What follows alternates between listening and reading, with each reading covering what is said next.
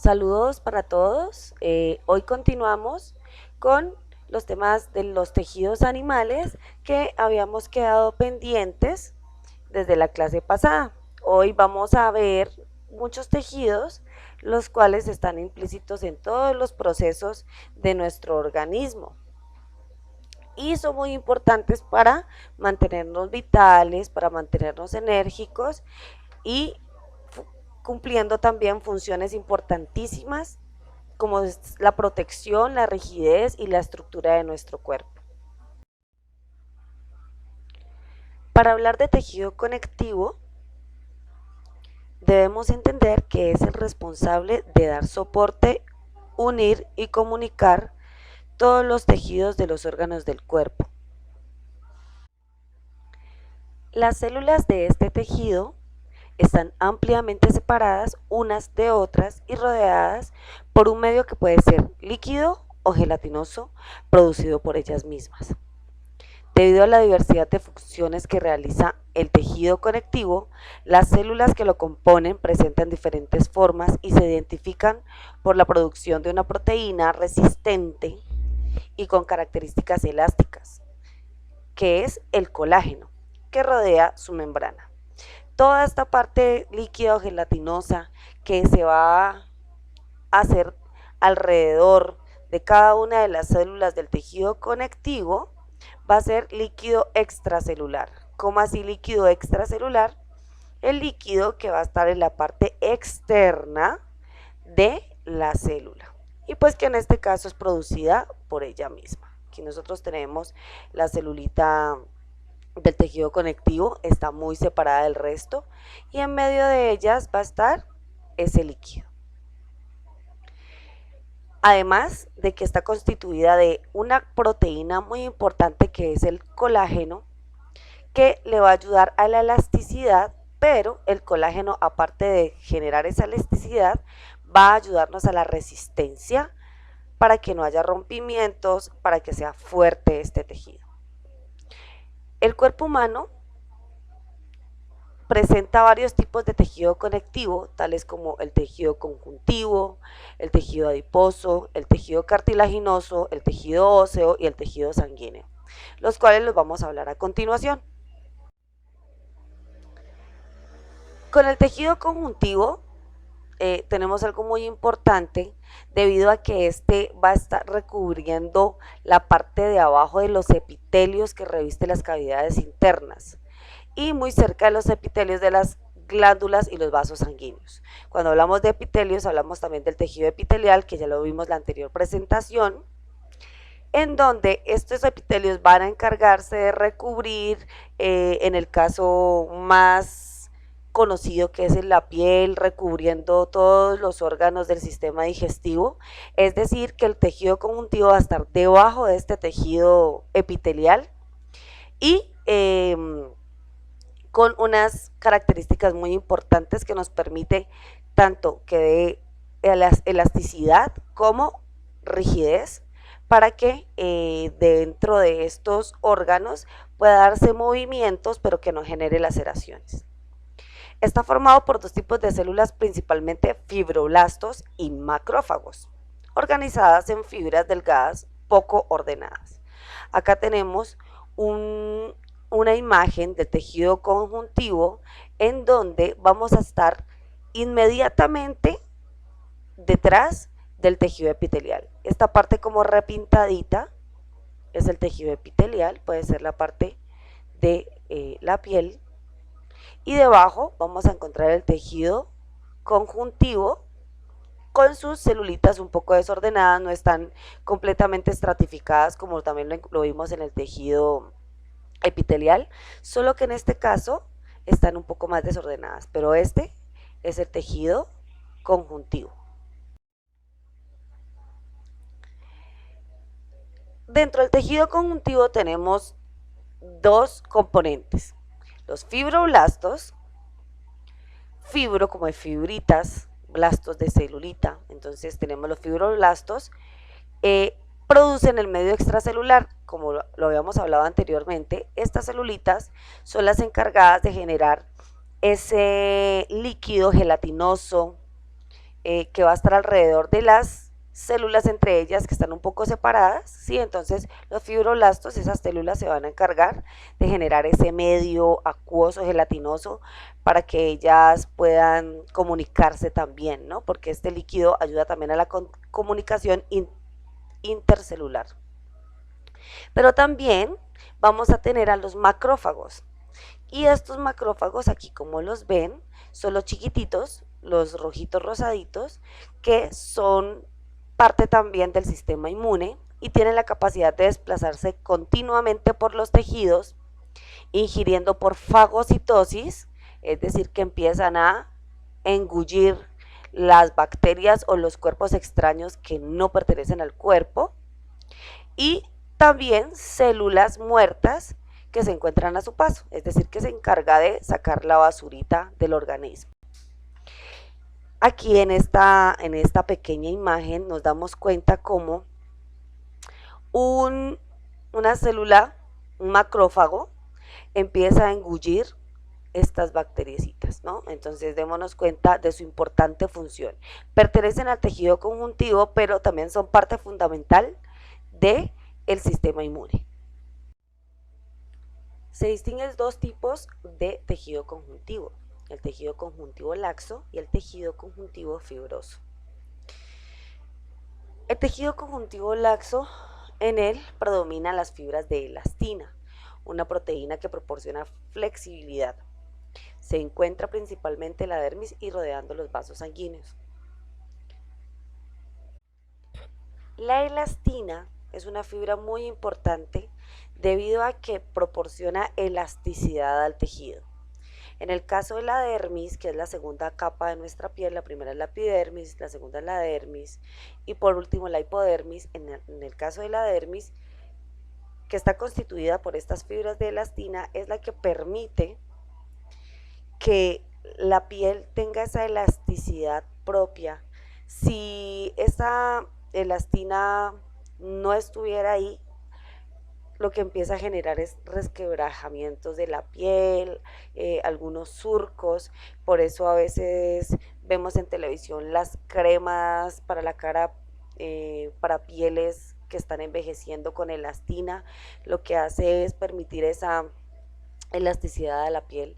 Y también es muy importante en los vasos sanguíneos porque son los que se van a encargar de transportar nuestra sangre. Pero en el caso de la proteína y las funciones de la elastina, lo que va a permitir es que los vasos sanguíneos se contraigan y se dilaten, permitiendo cambios en la presión arterial o la presión de la sangre que va a través del cuerpo. Entonces, si no existiera la elastina en los vasos sanguíneos, serían prácticamente unos tubos rígidos por donde pasaría la sangre, más no tuviéramos cambios en la presión arterial dependiendo el estímulo que se esté recibiendo. Y tenemos también el tejido conjuntivo fibroso, que es rico en fibras de colágeno, que también es una proteína flexible, pero que ofrece gran resistencia a la tracción. Hace parte de las cuerdas vocales, los tendones que unen los músculos con los huesos, los ligamentos que están ubicados en las articulaciones, proporcionando elasticidad y resistencia. El colágeno es una proteína también muy flexible, pero a diferencia de la elastina, el colágeno nos ofrece resistencia, nos ofrece que no se pueda romper fácilmente, por eso está en las cuerdas vocales. Las cuerdas vocales tienen un movimiento para la generación de sonidos, el cual necesita esa elasticidad, pero también necesita que sean resistentes, porque a veces se exagera en los sonidos y puede generar alguna laceración. Por eso es importante que la proteína, el colágeno, esté en estas partes del cuerpo, igual que los tendones. Los tendones unen los músculos con los huesos, tienen un movimiento constante, pero la proteína del colágeno le va a permitir que se mueva, pero que no se rompa, a no ser de que sea un golpe demasiado fuerte, que ya la proteína no pueda resistir. Entonces, finalmente, el tejido conjuntivo fibroso nos va a proporcionar elasticidad y resistencia. Ahora cambiamos de tejido. Ya pasamos del tejido conectivo al tejido adiposo. El tejido adiposo esencialmente está constituido de una gran cantidad de adipocitos, que son células almacenadoras de lípidos, que en cuyo citoplasma, en casi todo, se encuentra ocupado por una gran vacuola en la que se acumulan las grasas. Cuando veíamos la célula, hablábamos que la vacuola se va a encargar de tener sustancias de almacenamiento para producción energética en momentos necesarios. En este caso, en nuestro organismo tenemos el tejido adiposo que cumple esa función, este tipo de células, estos adipocitos, acumular los lípidos para ser utilizados en el momento que se requiera el gasto energético. En los vertebrados, además de su función de reserva energética, el tejido adiposo cumple una labor muy importante, que es proteger los órganos, como el hígado o el riñón. También como aislante térmico, es decir, que no va a permitir que el calor que se está generando dentro del organismo por acción de metabolismo se pierda. Va a mantener esa capa de grasa, el calor interno del organismo del vertebrado. También al formar el panículo adiposo de la piel, es decir, que lo que encontramos debajito de nuestra piel también va a ayudar a la parte del aislamiento térmico. Y este tejido adiposo también lo encontramos en la médula ósea amarilla. Una curiosidad del tejido adiposo es que el tejido adiposo constituye también una fuente de células madre. Su función es simplemente almacenamiento, pero también no tiene una función más específica, es decir, que también pueden ser utilizados como células madre. Cuando hablamos ahora sí de otro tipo de tejido, como lo es el tejido cartilaginoso, cartilaginoso nos lleva a pensar a que son cartílagos, parte del sistema óseo, que no necesariamente tiene carbonato de calcio, sino que tiene otro tipo de sustancias, proteínas que le permiten esa flexibilidad. Y su principal función es servir de sostén a las superficies articulares y hace parte del esqueleto en aquellos lugares donde no existen huesos o estos no se han formado todavía. Entonces sabemos que los cartílagos van a ser parte del sistema esquelético. En algunos casos, como en el caso de nuestras costillas, vamos a tener partes cartilaginosas porque el hueso no alcanza a unirse por completo y termina de unirse con esta parte cartilaginosa, con este tipo de tejidos. Ejemplos de tejido cartilaginoso los encontramos en los discos intervertebrales. Cuando hablamos inter, quiere decir entre. Intervertebrales, que aquí los vemos, ¿cierto? Entonces aquí tenemos una vértebra y entre vértebra y vértebra vamos a tener una parte de tejido cartilaginoso que se va a encargar de evitar el roce entre los huesitos. ¿Y para qué sirve eso? Cuando evitamos el roce entre los huesos, en este caso entre estas vértebras, vamos a evitar el desgaste del hueso y por ende también dolor, porque por aquí alcanzamos a ver terminaciones nerviosas. Entonces es importantísimo el tejido cartilaginoso en este caso. Este mismo ejemplo lo podemos encontrar en el resto de las articulaciones, como lo son el codo, las rodillas, la muñeca, la parte del tobillo. Bueno, articulaciones es lo que tenemos para que estén recubiertos de tejidos cartilaginosos. Otro ejemplo es el pabellón auditivo, que es la parte en forma de caracol de nuestra orejita, que tiene gran flexibilidad porque no está constituido de hueso, sino de tejido cartilaginoso. Y también tenemos el tejido cartilaginoso en el tabique nasal. Tenemos aquí un cartílago como septo divide, parte en dos. Tenemos también aquí cartílago alar es decir, lo que tenemos hacia adentro de nuestra naricita, que nos va a permitir acabar de dividir las fosas nasales en dos, y el cartílago alar lateral, que es el que tenemos alrededor de nuestra naricita, como cuando uno habla de la naricita respingada. Esa va a ser la parte que va a generar que tengamos las fosas nasales completamente abiertas y firmes. Sus células se llaman condrocitos y se encuentran inmersas en lagunas en el seno de una abundante sustancia intercelular constituida por figuras que proporcionan una gran resistencia y flexibilidad de tejido. Carece de vasos sanguíneos y nervios, es decir, que por eso a veces no es tan doloroso verse huequitos en las orejitas. Sí duele, pero no como en la intensidad que debería doler. Tenemos entonces que el tejido cartilaginoso en el humano va a estar en estas partes, pero también en la naturaleza encontramos que los tiburones están constituidos generalmente, su esqueleto va a ser de tipo cartilaginoso, es decir, que está constituido de solo cartílagos, ¿vale? Y los tiburones son peces condrictios, de ahí que se llamen condrictios porque las células de los cartílagos son los condrocitos, por eso son peces condrictios.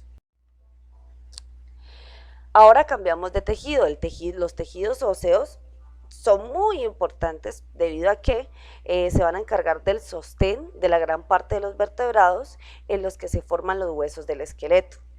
Además, interviene en la regulación de calcio de los organismos y contiene células madre formadoras de células sanguíneas. La sustancia intercelular de este tejido es sólida, rica en fibras de colágeno, que proporciona elasticidad, y sales minerales, principalmente fosfato y carbonato de calcio, que confieren dureza y fragilidad al hueso. ¿Qué quiere decir? Que este tejido nos va a permitir a todos los vertebrados tener un esqueleto, un sostén y una estructura para mantenernos en pie, además de que está constituida de colágeno. Ese colágeno que tanto como nos da elasticidad, nos da resistencia. Del tejido óseo se distinguen dos variedades, el compacto y el esponjoso. El compacto está formado por laminillas de sustancia intercelular dispuestas en capas concéntricas alrededor de unos tubos denominados conductos de Hebers, por donde pasan varios vasos sanguíneos y nervios. Este tejido se localiza en la parte externa de los huesos planos y la diáfisis de los huesos largos. A continuación vamos a ver una gráfica donde vamos a localizar todas estas partes. Y también tenemos partes de esas variedades, el tejido esponjoso, que está constituido por una trama de láminas entrecruzadas que deja numerosas cavidades llenas de médula ósea, tejido formador de las células sanguíneas. Este tejido se encuentra en el interior de los extremos de los huesos largos, epífisis, y en el interior de los huesos cortos y planos.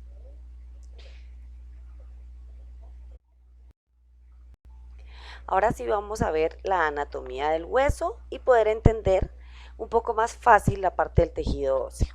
Entonces tenemos, en este caso, tenemos un hueso largo, aquí lo tenemos, en donde vamos a determinar sus partes. La parte extrema en forma de cabecitas se llama epífisis y la parte media o cuerpo del hueso se llama diáfisis. ¿Qué pasa? Nosotros tenemos huesos largos en nuestro cuerpo, como por ejemplo el fémur, la tibia, el peroné, el húmero, el radio, el cúbito, que están formados más o menos de la misma forma, así como lo vemos en este caso. Dentro del hueso vamos a tener tanto tejido esponjoso como tejido compacto. En el hueso tenemos la parte de la epífisis el hueso esponjoso o el tejido esponjoso donde está la médula roja. Esta médula roja va a ser la encargada de la producción de glóbulos rojos, que aquí lo tenemos. Aquí tenemos, nos muestra una parte del tejido esponjoso en donde me dice que se forma allí. Tenemos una célula madre sanguínea que se va a convertir en glóbulos rojos o en glóbulos blancos o en plaquetas. Entonces eso se da en la epífisis. Ahora nos vamos a dar cuenta que en la parte de el medio, en la parte de la diáfisis del hueso, vamos a encontrar médula amarilla y vamos a encontrar en mayor proporción, si vemos aquí es un poco más grueso, la parte del tejido compacto. ¿Sí? Entonces acá tenemos tejido esponjoso, se nota claramente, y acá empezamos a ver el engrosamiento del hueso a partir del tejido compacto, donde vamos a tener los conductos de Hebers. Aquí tenemos un conducto, o sea, como un pequeño huequito o tubo dentro del hueso por donde van a pasar vasos sanguíneos y unas pequeñas arterias para que se pueda dar el intercambio de nuevos glóbulos rojos hacia el torrente sanguíneo. De esa manera, el tejido óseo tiene gran influencia en todo el organismo, porque a partir de él se producen estas células tan importantes, estos eritrocitos, los glóbulos rojos, los glóbulos blancos y las plaquetas, que son básicas en el funcionamiento tanto metabólico como inmunológico de nuestro cuerpo.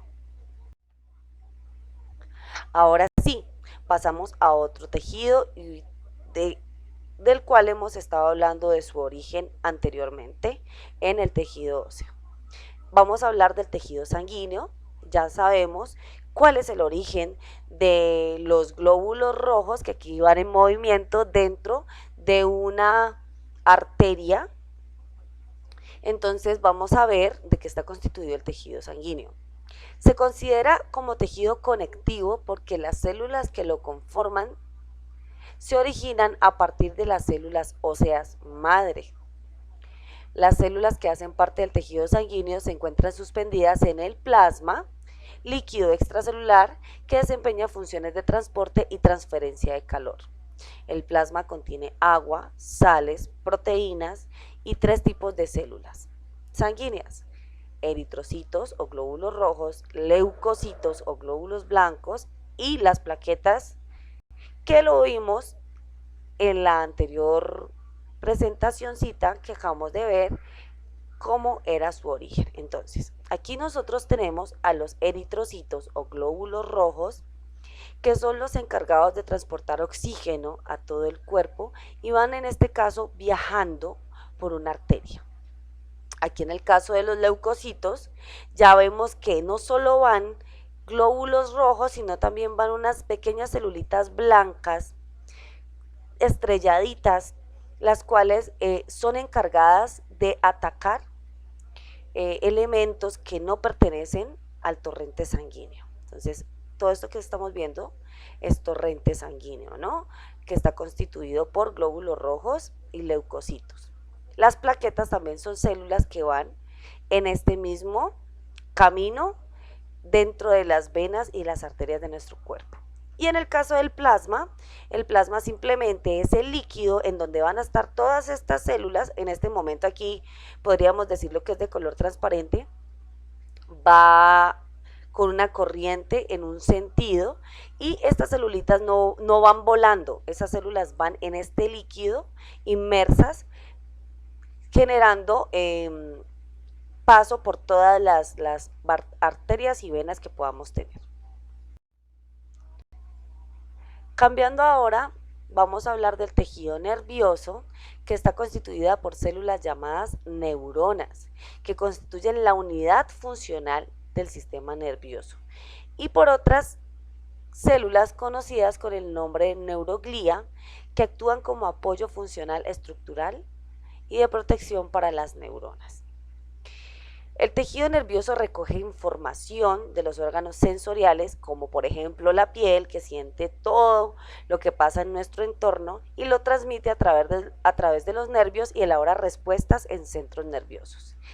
En este pequeño animación vemos cómo transportan esa información por medio de impulsos nerviosos o pequeñas corrientes eléctricas entre neuronas. Por acá atrás observamos que las neuronas son de tipo estrellado, muy bonitas y siempre irrigadas de una corriente eléctrica. Bueno, ya finalizamos entonces esta presentación, espero les haya gustado mucho. Aquí están todas las animaciones que vimos y démonos cuenta que nuestro cuerpo es un organismo muy dinámico que al parecer no, a nuestra simple vista no es tan dinámico, con tanto movimiento, pero la verdad es que cada momento, cada segundo de nuestra vida estamos produciendo nuevas células, como los glóbulos rojos, los macrófagos están muy pendientes de nuestra salud, de que no seamos invadidos por bacterias o algunos virus, y cómo toda esa información que pasa en todo nuestro organismo está pasándose y comunicándose a través de las neuronas y nuestro sistema nervioso. Les agradezco mucho, nos volvemos a ver en una próxima ocasión. Gracias.